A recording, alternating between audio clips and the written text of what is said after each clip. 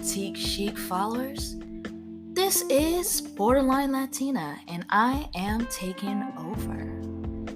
I am here to talk about topics within the fields of mental health, sexuality, social justice, and much more from a comedy freak perspective. And as always, it is unscripted, but still informed by education, training, professional experiences,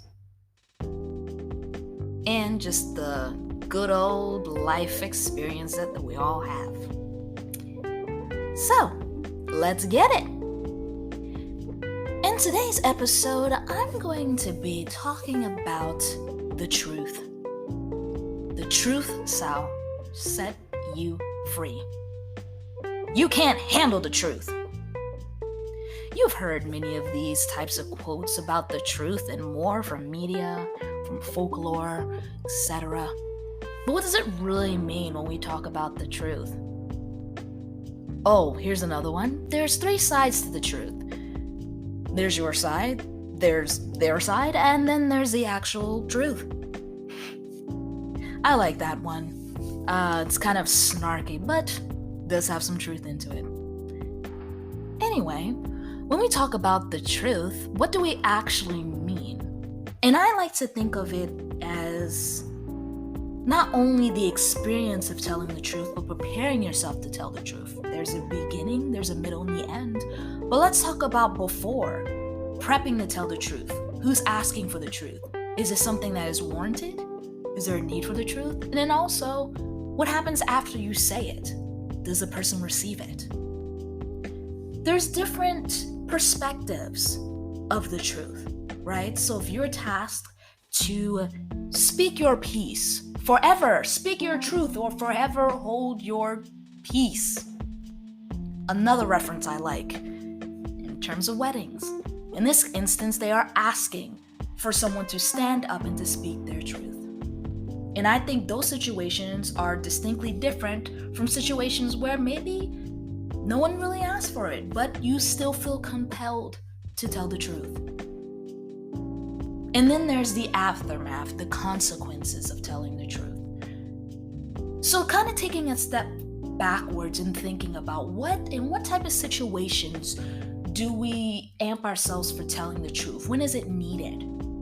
Maybe it has to do with some sort of social injustice. Are you speaking on behalf of yourself or on behalf of others?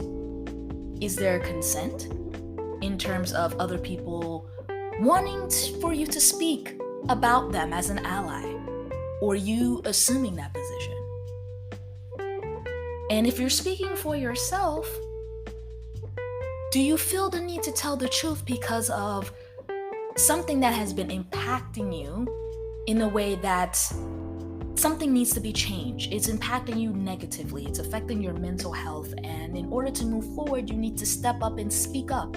Talk about your needs, what you want in this situation. Maybe the person isn't aware of how they're affecting you, things that they're saying or that they're doing.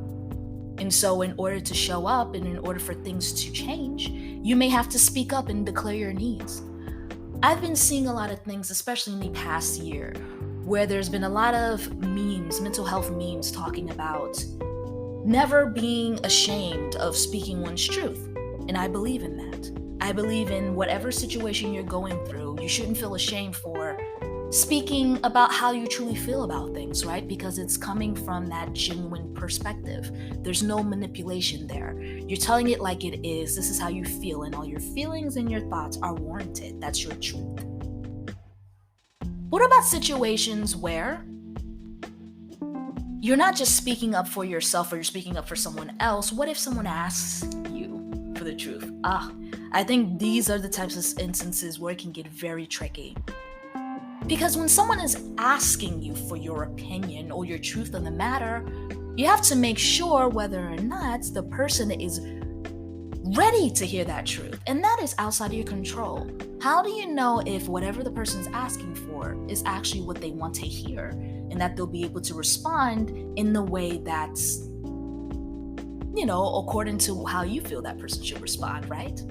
And because there are so many factors outside of control, What does the person actually mean when they're asking this question? What type of mood that they're in? What type of outside factors can be impacting the way that they receive your truth and respond to your truth? It can cause a lot of anxiety for people. So I like to think of it as, well, I'm going to take whatever this person says at face value. If the person is asking me to tell the truth, and they explain that clearly, that they should be willing or open enough to receive it, whether they like it or not. But how many times has that actually gone well for people? I can think about many instances in my experience where people may be asking me for the truth and I tell them, but that's not actually what they're wanting to hear, you know? And I think for those people, now I'm talking about the receiver's perspective, is that if you are asking for the truth, that you really need to make sure that you can actually handle the truth. Or if you're actually saying, I want you to tell the truth, but what I'm actually saying is that I want you to tell me what I want to hear, or I want you to validate me. I think a lot of times some people say, I want you to tell me the truth, but what they're actually saying is, I'm feeling a certain way now, and I would love for you to validate me. That is a completely different situation than, I really want to know how you think about this. I really want to know how you feel about this. And if that isn't being communicated on the receiver side, that's asking for this other person's truth, then it's going to go sideways, right? And as a person that is telling the truth, being able to prepare yourself for whatever reaction you're going to get, because that is outside of your control. And if you think, no matter what happens, if it's still warranted to tell the truth, you speak your truth. I think a lot of times in my experience of teaching and helping people, that can be a hard one. You know, is it worth it for me to stand up and speak my truth, knowing that I don't know how this person's going to respond? This person may respond negatively. And depending on who this person is, are we talking about a family member? Are we talking about a coworker? Are we talking about a boss? Are we talking about some significant authority that can really have an impact on your current situation? And then there's risk. There is definitely risk for that. If I tell my truth, is it going to be met with a negative situation where just the person gets sad, they don't talk for me for a while, or they get upset, but we're able to resolve it, versus if I speak my truth, I might be risking this friendship, this relationship, my job. And then kind of thinking about, is it still worth it? And that is something that only you can decide. And I know as someone that has been in different places and lived in different places, I feel like that's the common theme, right? I am me, myself, no matter what situation I'm in. Yes, I have different personas, just like your lovely one right here. But if someone asks me to speak from my perspective, my truth, right, I'm gonna have to be ready to be okay with it and think about, is it worth it? Sometimes it is worth it. It doesn't matter how the person feels or the consequences. It's worth it to speak my truth. Let me kind of end on this idea of risk.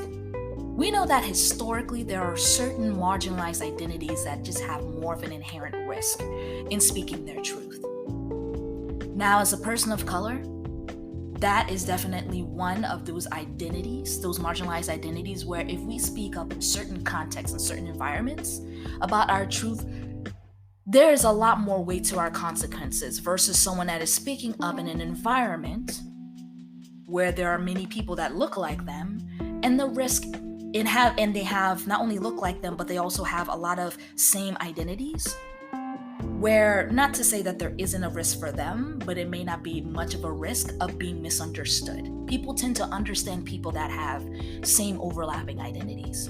So what happens when you come from a different identity or perspective that people don't understand, and you speak your truth and the other person doesn't understand it or respond well to it because that's outside of their realm of thinking, their view, their perspective. They can't understand it because they don't have those identities. Your truth is still valid. And so I say, go forth.